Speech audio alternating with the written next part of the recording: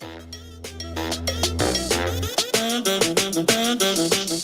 morning, good morning, good morning, Milwaukee. Welcome to Be a Voice Radio. I am a special contributor to this station, to this show. David Bowen, Executive Director of Wisconsin Voices, and my co-host here is en route, so he'll be here shortly. Caught a snag this morning, but we got a really good show for you today and a great guest who should be here shortly as well. But I hear that you guys had a really good conversation. I heard my brother Rashad Washington was in the building yesterday. Yeah, man, it was a great conversation, man. Great energy, man, and they touched on a lot of points, man. Yeah. So shouts out to I really call him the cream of the crop entrepreneur in the city, and a great example for Black men. And he definitely pours into young men through his the work that he does in trades and with his painting company. So really big shouts out to Pro Painter and Rashad Washington. Dynamic brother. I know a number of brothers throughout this city since I was a teenager. So anybody that I know that's like in that, if you were in that Poetry Unplugged network, right? Like that's really that's really what I look up to. It's just a lot of good brothers in the city, and we all trying to do everything that we can to push things in the right direction in our own lives, but also as a community, as a collective. So really dope to see this energy happening and to be a part of it. Now it's kind of funny. I've been in this role for 90 days. So I'm still counting by the days of how long I've been here, but it feels really good to be in a more Milwaukee community role. Before I was at AARP, and shouts out to all the amazing people that do work over there. Amber Miller, a lot of people know her, and so many others. And Terrence, a lot of people know Terrence. On the board over there, good people, all good people. So, but yeah, what is not happening these days? That part, man. So much going on, man. It's just like how do you tackle everything, man, with so much going on, man? Right. Yeah. You said what is not happening. Yeah. Well, you take it one day at a time, right? You cannot eat an elephant in one bite. You gotta break it up. You gotta take it in bites. So we have a lot of stuff to work on in our community, but there's no better time than now to do it, to actually start.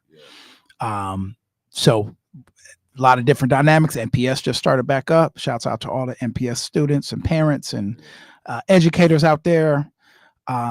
Those who are getting our children to school, and the buses, those who are helping to feed our children, those who are all a part of the ecosystem of education. They're right back in play. You guys are I hope you all had a really good summer break, and now that things are starting back up. I told you I was paying attention to some of the Jamaican politics. Right. So my family's Jamaican. Both my parents, my late mom and my dad, and things are heating up over there because they just had an election. Right. So it's kind of funny being in a role like I am now at Wisconsin Voices and being an executive director, and then having a 30,000 foot view, and now like a global view of just paying attention to democracy across the globe. It's kind of cool to be able to do that. So transportation and education was a really big issue in their last election that just happened last week. And there are winners and losers in elections. They have a very unique system. So think of our Congress that's elected, but just the House, right? The Senate is not elected. And whoever wins the majority of the House gets to pick, in a sense, who the president is. That's how their setup is. And, you cannot win unless you have a majority of the legislative side first. Or think of, okay, I translate it to state politics. If you think of the state capitol, right? We got the state reps. But if they only took votes in the assembly, and there are 99 districts, you cover the whole state, right? In their sense, they cover the whole country. They have, I want to say 37 House seats. But anyway, whoever gets the majority of that is who gets to be in control. So is that why Trump is setting everything up the way he's setting everything up with the Republicans um, being in control of the Senate and the House, right? Right. So that's the funny part. So you think about the dynamics of how, and I think people like to talk about power, and I love talking about power. Yeah. The ability to actually have power in government and politically means you get to move an agenda. Right. So the Trump administration, the Trump White House, is very much focused on how do they stop the tide that could rise against them in the midterms. Yeah. 2026 will be a big year.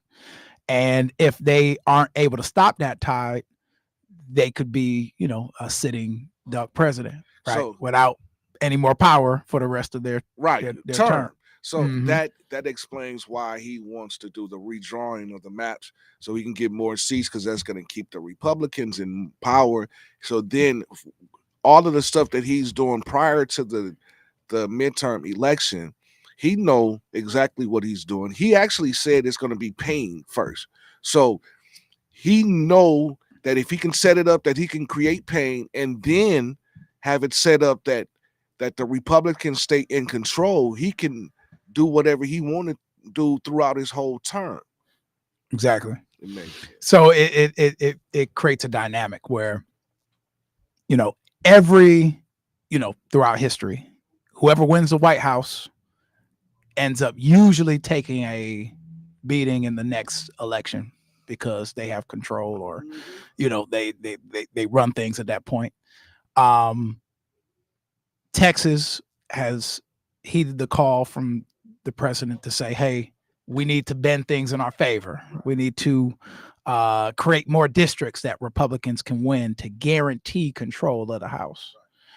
So it's definitely interesting to be able to have these conversations with our listeners here in Milwaukee and say, how do we protect democracy here? How do we make sure that we have fair elections, a process, especially around fair maps, so that our maps aren't set up in a way where the race is already set up for whoever you'd like to be in control, whoever you'd like to have agenda being in rotation to actually work.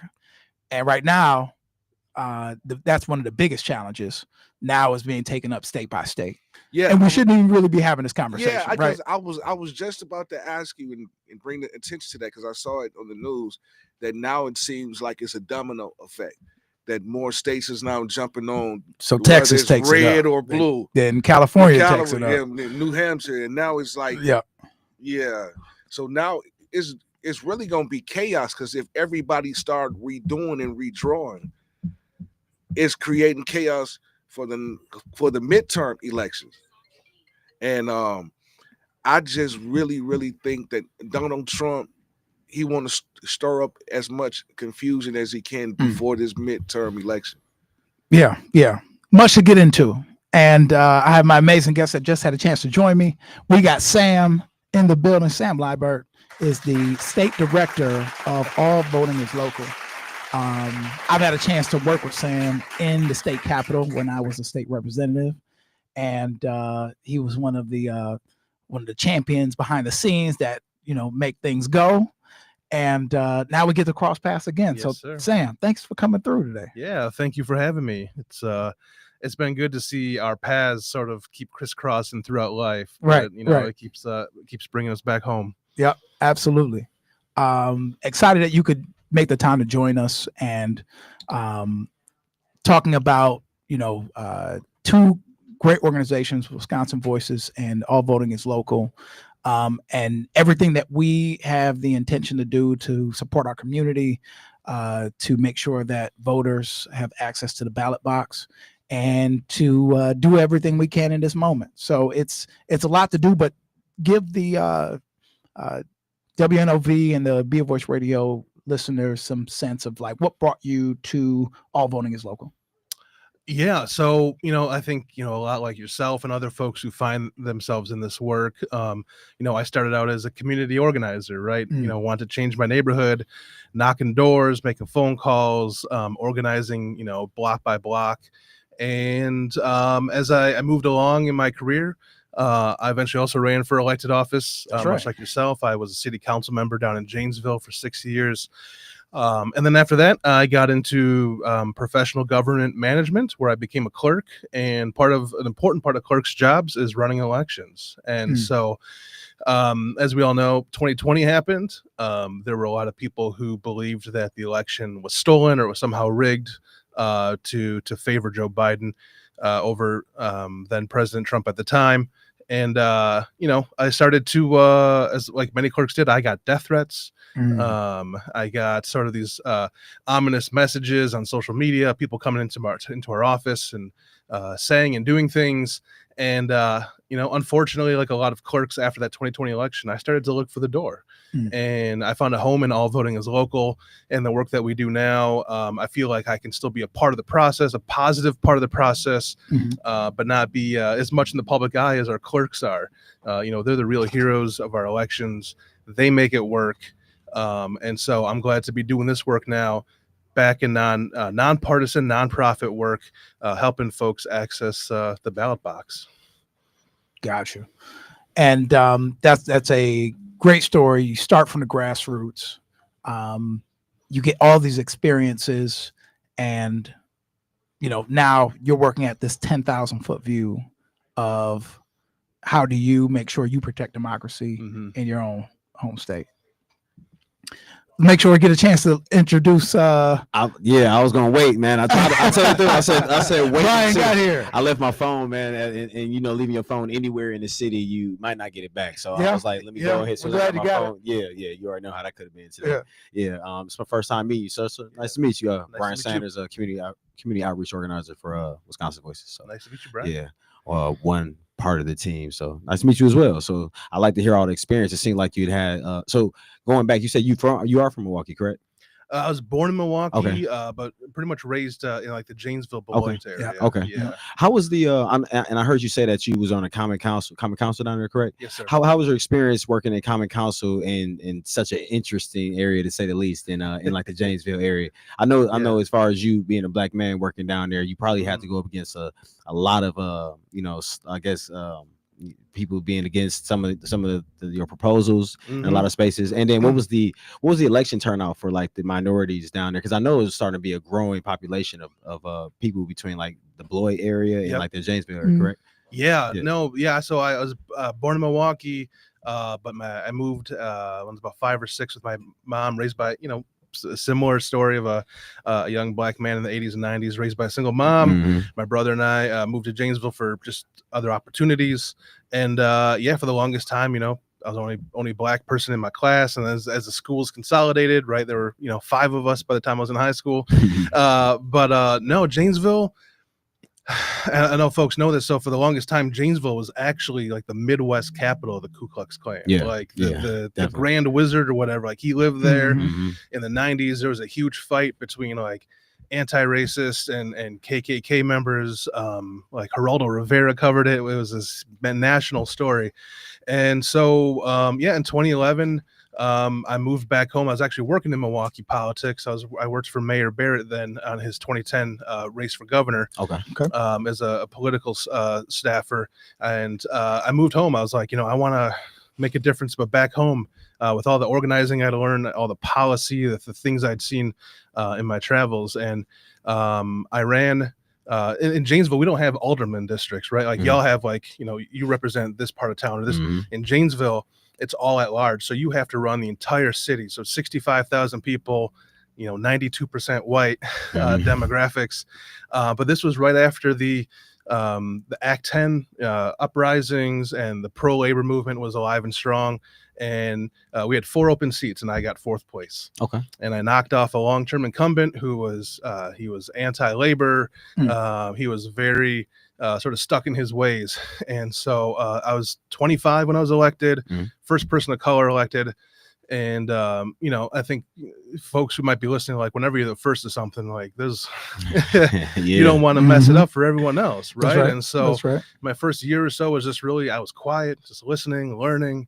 And it's really actually where my love of local government and election administration happened, because that's where the real change happens. I mean, as much as I love what they do in Madison and DC and that, and they get all the TV time and the airtime. Really, it's your city council members and your school boards and your county board members who really, if you got a pothole, or if your kid's in a class with 40 or 50 kids, or you got lead in your water, like Madison, DC, they're not going to do much, or if they are, it's going to take years to fix it. Where I know where my common council member lives, or I'm in softball with the school board members' kids or whatever. And so it was a learning experience, right? It was I learned that there's no Republican or Democratic way to pick up the garbage, right? There's just the best way to do that. And so I love it. I love local office. It's nonpartisan. You don't claim a party, although the parties are starting to creep in on these nonpartisan races. But it was a real eye-opening experience, and that's sort of what then opened my eyes to then getting into city management and then running elections. And so Janesville's still close to my heart. My mom still lives there. I've got a lot of family and friends in the area, but it is a growing area. Like you said, it's becoming more diverse. I think the school districts are always the best indication of that transformation. And, it's getting browner, it's getting younger. And being close to Beloit and Rockford and sort of along that whole pipeline there, it's really transformed a lot in the last 20 years. Yeah, that could be the new Tri-City if they did it right. It could be like Beloit, Janesville, Rockford Little District, the new Tri-Cities of the southwestern Midwest / I guess I'd be like, I guess you could still technically call that'd be Western Illinois, but Southwestern Wisconsin. Yeah, okay. I'm just trying to get my geographical positioning right. So I got you. But yeah, I like that. So thank you for sharing that. I just like to hear how the background and all the obstacles going through that. Has there been a lot of people as far of color elected for positions down there since, or have you been that one? I was the first and last, as far as I know. We had a brother on the school board too for a while. Okay. I don't think he's there anymore. But I think it's good though to have representation, right? I mean, I also taught high school for a short time, and the kids would say, "Hey, Mr. Liebert, like, it's really cool to see a person of color or black, someone like me at the front of the classroom," because if kids aren't seeing their reflection in their leaders and in their civic folks who are in their life, or people who are making decisions or influencing them, they're going to think that those doors and paths are closed to them, which they're not. And so I hope more folks will run. There have been younger people running in the Janesville and Beloit area, which has been really encouraging. I wanted to run for years before I jumped in, and people said, wait your turn, or, hey, maybe volunteer to be on, the park and rec committee first, and I'm like, no, like, I want to be at the table. I want you to go all in. Yeah. And so, and again, what I learned from organizing, I worked in Obama's first campaign, doing doors and things like that. And, it's really about mobilizing the people. And I'll never forget when I got elected on election night that first time, the president of the UAW came up to me. And as some of y'all may know, like, Janesville had a UAW, we had a GM plant for like almost 100 years. My last truck was from there. That's right. Yeah. I had a truck built there. Oh man, it's those trucks last forever. Yeah. And I remember him saying the easy part is over, and now the work begins. And I was like, I just busted my hump like for months. Like, what do you mean the easy part's over? And it really is. Governing is hard. You gotta navigate relationships and egos and competing priorities. And also too, when I got elected, because we have this citywide council, I was the only person from the west side of town, which is a bit more lower income or blue collar, not as many college educated folks. And so also my side of town, I was the only one representing them. Everyone else was like from the east side, where more folks had more money. And so I also see the pros and cons now of having that regional representation versus at large. And Mhm. actually, as I've gotten older, I sort of found out that these at large districts were actually a way to dilute the power of Black and brown voters, is a way to take away their power, because I wasn't elected from Ward 4 because I lived in the 4th Ward. I was representing the whole city, but also at the same time I felt an obligation to represent my side of the city, because the other 6 of the 7 members weren't from my side. They didn't understand my experiences and my neighbors' experiences and the troubles that we face. Yeah. That's right. Yeah. Let's talk about your team at All Voting is Local. Yeah. You got some good people there, and you guys have been just a pillar in the pro-democracy space. So let's give a shout out to the people that you work with. Yeah, so we there's 4 of us in the state. We've got Bianca Shaw. She is our senior campaign manager here in the state. She was actually here before me.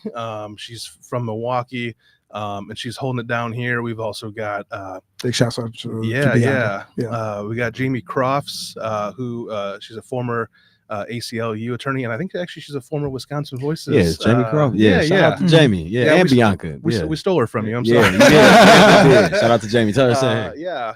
And then also we've got Brittany Vulich, who's our campaign manager. She's just a little north of here. She's up in Mequon. Okay.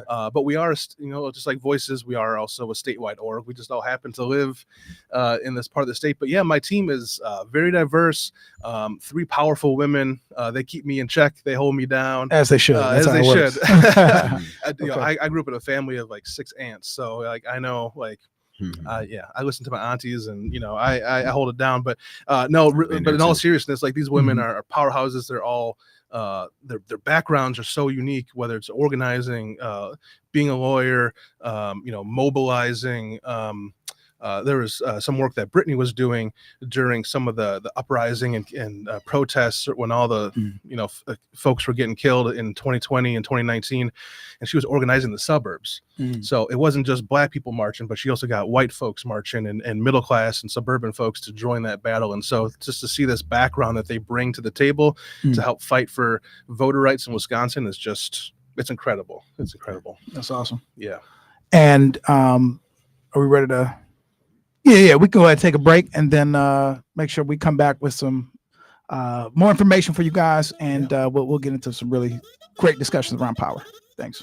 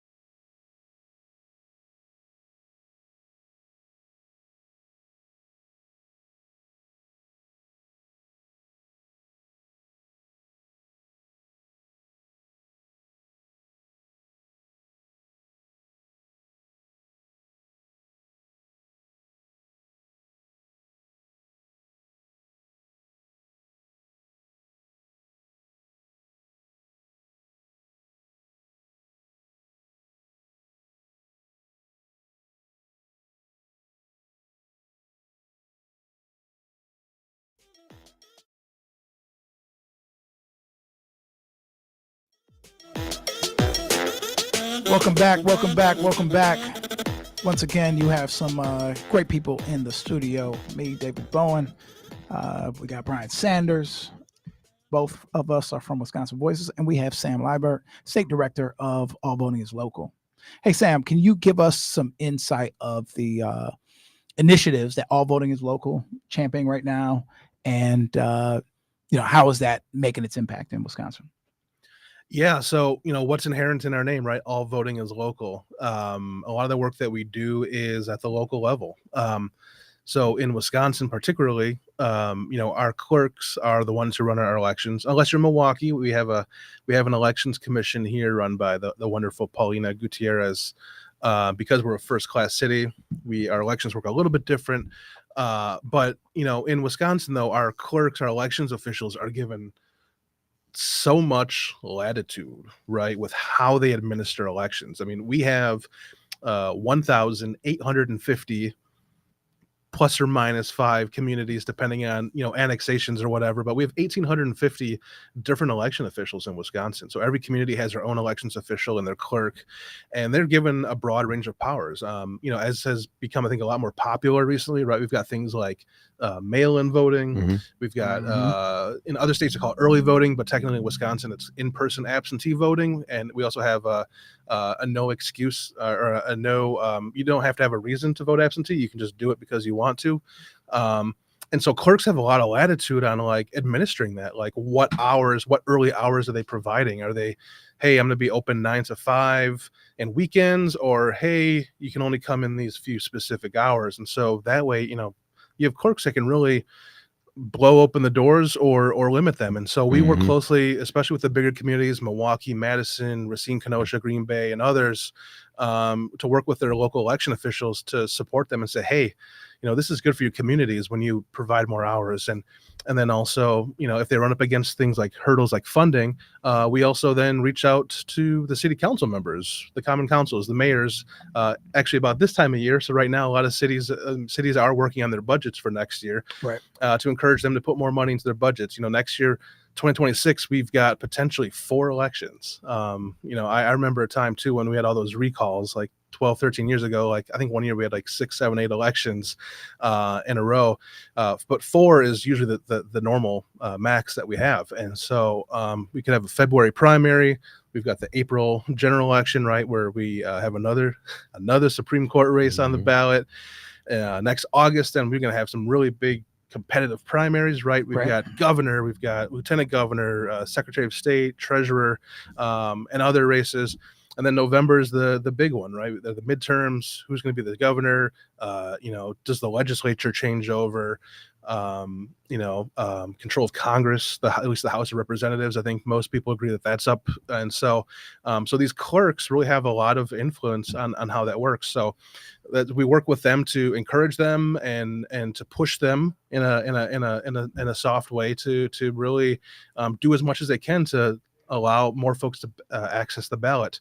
And we also do work as well with working with city councils and mayors to pass ordinances and resolutions to increase protections to clerks and to election workers. Because as you all know, and as I talked about a little bit earlier, the increases of threats to clerks, whether it's doxing, death threats, harassment, all that comes with it has increased many times over in the past several years, especially since 2020. And state law only goes so far. And unfortunately, because we've had such a gerrymandered legislature and we have divided government, Democratic governor, Republican legislature, it can be kind of hard to pass bills. And so local government still has some control to go above and beyond what state law calls for. And so there's communities like Milwaukee, Madison have passed ordinances to increase protections, but even smaller communities like Wausau and Milton and Greenfield have passed ordinances because they see the benefits in providing their election workers more protections, increased penalties for people who are found to have been harassing or intimidating election workers. And so, these are, poll workers are, they're your grandma and grandpa, right? They're like your little league coaches. These are just people who, in some communities, poll workers don't even get paid, right? but it's something that's a civic duty. It's a calling, and so we need to make sure that these folks feel protected and actually are protected when they're running our elections on election day. Yeah.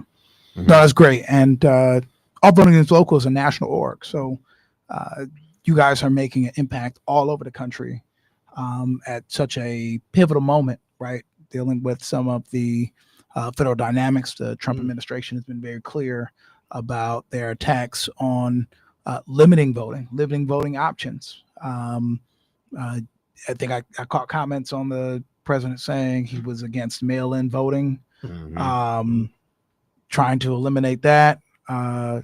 Some of the executive orders that are being pursued. So give us some insight of how All Voting is Local is kind of like sizing up the challenge of what is going to come down to a very interesting 2026. Yeah. Well, yeah. So yeah, thank you for saying that. So yeah, All Voting is Local. We are a national org. We're headquartered in DC, and we're in 8 states. We have a physical presence in 8 states across the country. We're in Wisconsin, Michigan, Ohio, Pennsylvania, Florida, Georgia, Arizona, and Nevada. Hope I didn't miss any. Sorry, anyone listening that I did. But then also, we also see things happening in other states, right? North Carolina had a very contentious Supreme Court race this past year that took months to decide the winner, again, due to hurdles and election interference by bad actors trying to sort of steal an election, essentially. But yeah, what we're seeing from this White House right now is a very anti-democratic, authoritarian streak of executive orders, of actions.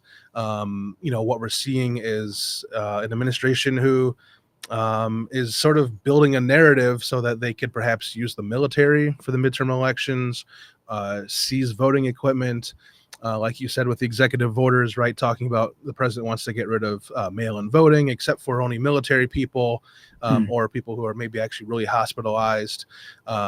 He wants everyone to use photo ID for voting. We already have that in Wisconsin, and we actually have one of the strictest laws on the books for that. And that, as you were there in the assembly when all that went through the courts, and we did get a few more IDs that were acceptable, but it still wasn't enough. So essentially we have this national cross-state strategy that's being played out in the White House right now to restrict the vote and who can vote. All Voting is Local, and like other organizations, we were founded to expand ballot access for historically disenfranchised voters. And those are Black and brown voters, young voters.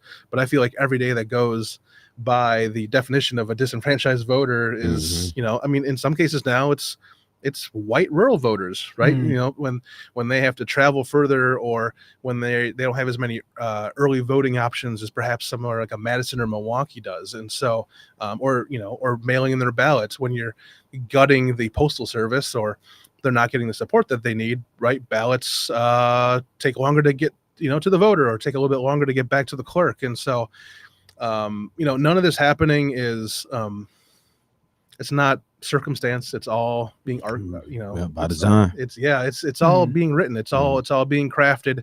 And so the beautiful thing about America is we are a federal republic. I don't want to say states' rights, because obviously we know what states' rights really means. But at the end of the day, we are a republic, federal republic, and states have certain powers in the federal Constitution. And so, and one of those rights is to run elections at the state level, right? Obviously we've got some federal protections. We've got the Voting Rights Act, right, and many other great things that were passed to protect all of us. But 95% of how elections are ran at the state level. And I talk with a lot of Republican legislators, and even they don't want, DC telling us how to run elections. And so we need to make sure that we stand firm in Wisconsin, that we support our clerks, that we don't allow our elections to be meddled with by this White House. Is there anything that you feel like, as we really size up what 2026 is going to look like, and just like some of your hopes of what you feel like the pro-democracy movement can accomplish, or just what we need to do in the face of so much opposition? Yeah. Well, up until January 20th of this year, I would say for the most part, we had a friendly federal Department of Justice that was enforcing the Voting Rights Act and all the other sections that come along with that. The lawyers and attorneys who are there they've all been fired or purged, or they've been moved over to things like immigration duties. And so really, if you look at it, the only sort of thing standing between a full authoritarian control of our country and democracy are voting rights groups like yours and mine, and all the other great ones that we have in Milwaukee, Wisconsin, and throughout the country. I mean, really, it's the nonprofit, nonpartisan folks, League of Women Voters and Block and LITS and ACLU and all these other great folks that are doing work on the ground. Like, they're the ones that are holding the line. And so what's really inspiring to me is working with these other groups and seeing what they're doing for registering young voters and getting people out to the polls, souls to the polls, right? Giving folks rides for free to get out on election day or for early voting, right. Or after church. We've got people organizing on the campuses. I mean, the last several elections, we've seen huge lines on the campuses, whether it's Marquette, UWM, Whitewater, Madison. Young folks are re-engaging. I think a lot of folks sort of, wrote off this Gen Z as being, apathetic and not politically engaged, but they are. And I'm older. I'm 40 now. My wife had to teach me about TikTok and and all that, and like that's where you have to meet people where they're at. And I think we're getting there. We're getting on the social media platforms. We're getting in the spaces where people are. It's not the old days, David. It's not where like, you organize like a potluck dinner or in a church basement. I mean, you can still do those things, but the younger folks, like they're organizing on TikTok, they're organizing in Facebook Messenger groups or Signal or wherever they're at, and so we have to meet them there, and I think we are. And so there's a lot of that happening, and it's like it fills my cup every day to know like that that this new generation is organizing, but in their own way. Yeah, that's true. Yeah, and it makes the work just a more fun of a task to like actually find ways to engage with these groups. Like, okay, how can I, as a, organizer, find my way to, reach out? And I always speak about this with Lanisha, like, okay, when we making some of this stuff that we've been, kind of just putting together, thinking about, it's like, how can we make it so it is exciting, for this 2026 election, and, people want to tap in with it. And it reminds me too, David, and since you said you 40, I know you was in our age group somewhere. I know if you was younger or older than us, you know how we are. I was thinking about that BlackBerry. I didn't have a BlackBerry, but I remember the BlackBerry era when you said the signals and how they are starting to use like group chats again, like how we were using. You remember Sidekick? Yeah, the Sidekick too. Yeah, you know what? I always played with them. I never got one. My cousin had one. I used to just, stunt with his and then, see one, but I never got to have a Sidekick. I had a bunch of little random other little phones I thought was cool during that era. Everybody was taking off at that time. But yeah, it's like that era when we had the groups, and everybody. So, now we got to find a way to engage with them and try to promote, or at least, tell them the importance of getting out here and exercising their right. I did talk to one group that's here. They were doing some voter registration, and they said that it's looking like a lot of people they was engaged with. They said that, the voter engagement, or at least the people trying to get registered to vote, it was looking like it was people were, really interested. So they said the numbers so far what I've been seeing or heard here in Milwaukee are pretty decent. So I'm hoping that's, that sticks to, the course as far as people want to get. And there's a lot of Gen Zs, so that's cool. Yeah. You do have some interesting dynamics where I feel like finally the movement and just the ecosystem of pro-democracy is catching up on how to communicate the best with various generations. And that puts the onus on us to do it, not on them. Because I think it's been sometimes reversed where like, well, they're the ones not coming out. They won't get out of their bed and get to community brainstorming on Saturday morning. They won't get to community brainstorming. Shouts out to all the amazing people. Right, they show not coming to community. We gonna have to try though. We have to try at least get a group of little Gen Zs and millennials to the younger millennials to community brainstorming. That would be dope. You got to change the time. You got to change the location. You got to change. So you got to create it where like, okay, this is what's more susceptible to that. Down the element. Come on down the element. We I had mean, brainstorm- listen, hey, like if community brainstorming that. if all voting is local and Wisconsin Voices at the got link. the event element or whatever it is, like it is, that's what we're gonna Hey, do. yeah, you gotta, That's like you exactly said, what bring we're them to going to the do. air. So I think like I am excited about that because there's a level of creativity that we bring to this work, a level of willingness that we bring to this work to go above and beyond some of the things in the past. And you need that, right? You That's do real. need that. Yeah. Let's talk about young men like Gen Z men and millennial men for a second, because that also was a dynamic in the 2024 election. And if the communication and the messaging was being embraced by that generation, and us as men might be able to give some insight into how we could better refine how we reach out to them.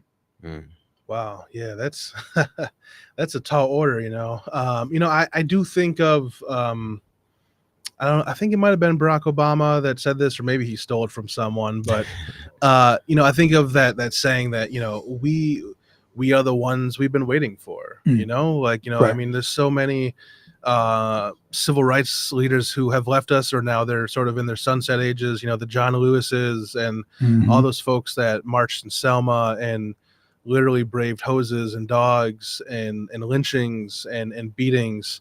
And things are obviously much better in some regards, but it's never ending, right? It's that struggle for a more perfect union and equality and fair treatment under the law. And so yeah, I agree, like folks like us at this table and others in the community, like how do we mobilize not just our men, but the young folks and the people who have given up on democracy. They've given up. I mean, right? I mean, I'm old enough to remember like when first, was it like American Idol or The Voice, whatever, and like more people would vote for a reality TV show dance and music thing than they did show up for presidents or other things that Man, I would say are a million votes on those calls, dude. Yeah. I remember the early days before they started using computer. Yeah, there was a million votes on you those had to call calls. in. Yeah, you had to call in on your phone. What was interesting is if someone has more belief that their vote will count for American Idol, Yeah, for that's wild. The Voice, right? Like that shows a lot Yeah. about where they put their trust. And I see a lot of the work that we do as organizations and working with community leaders and elected leaders to like, we are literally trying to rebuild trust in a system that a lot of people have now faltered and felt like, I don't really feel like anything good is coming out of this.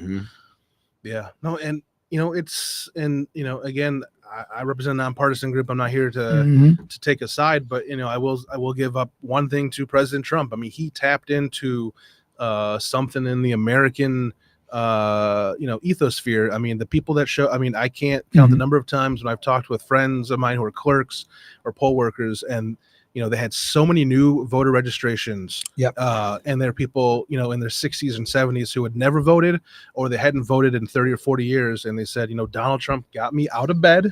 He got me out of my house, and he got me here to vote. And, I think we need to do that for the whole country. People need to get re-engaged. They need to wake up to what's going on in our country, because again, there are folks who are trying to take away our right to vote, and I think you're onto something. I mean, if they're willing to vote on their phones or call a TV station to vote for America's Got Talent or whatever the kids are watching these days, we need to build that trust back in the election system. And I think also a way to do that is providing more opportunities, more options for people to vote. Right now you can only vote early or in-person absentee vote only 14 days before election day. It used to be 28. Right. It used to be 28 days. That's right. So while we've got politicians that are lowering the window or voting by mail, right? Like, I used to call it like, vote in your underwear. Ballot comes to your house. You just walk up to your kitchen table. You vote, put your ballot in, put it back in the mail, and you've done your job for democracy, right? And so we need to make sure that people are aware of what they have, because if they think, oh, it's only between these hours on election day, I can't go. Like, I work 2 or 3 jobs. I've got multiple kids. I need childcare. Like, we need to make sure folks know their options before casting a ballot. Talking that talk. Listen, 414-444-5250 as we close the show on the other side of the break. If you want to get a comment in, and we'll bring this home when we come back.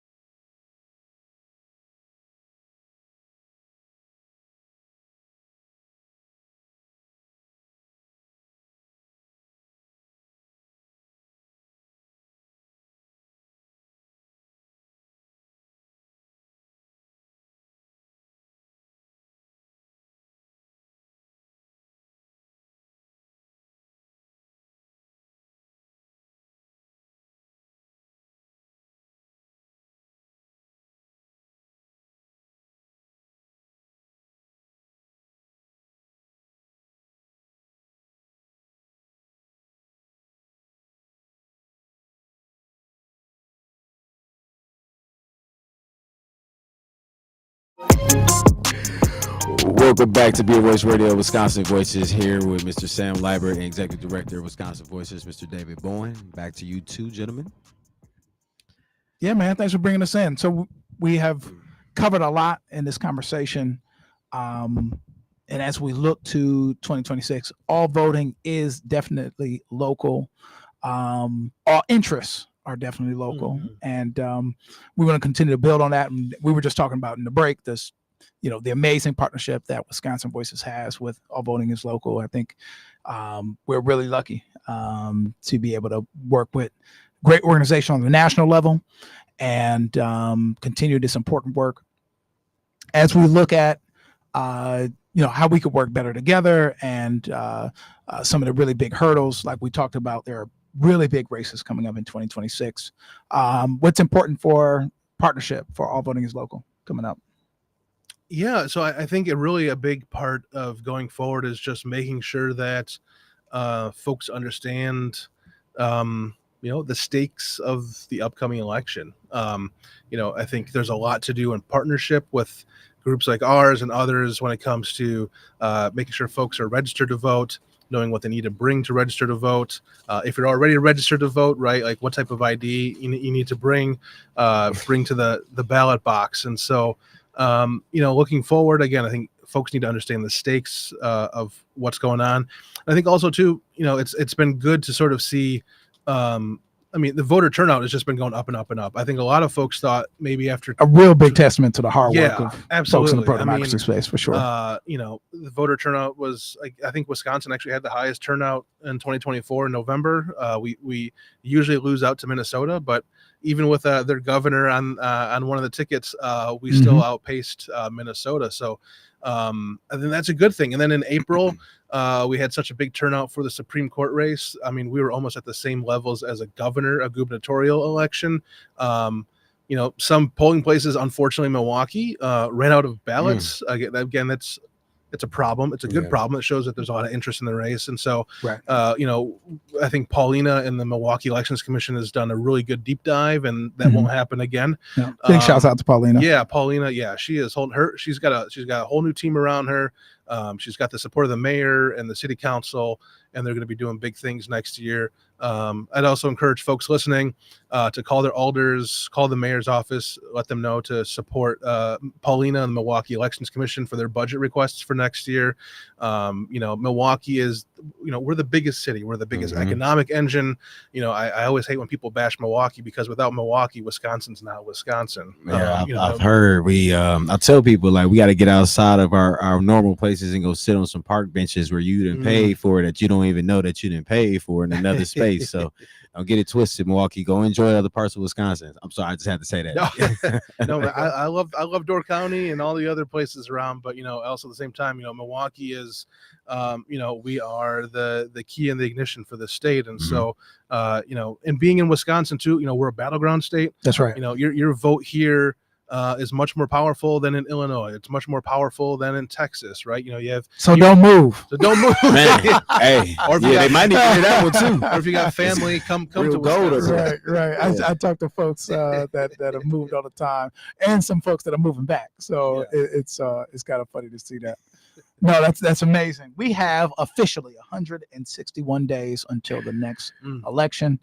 We are going to continue to use this platform to educate voters, remind them, empower them, and continue to be a pillar for those who have come before us, that have graced us with the blessing to be in the positions that we are in to do the work. And that's something that I believe that we're happy to do. We're happy to do.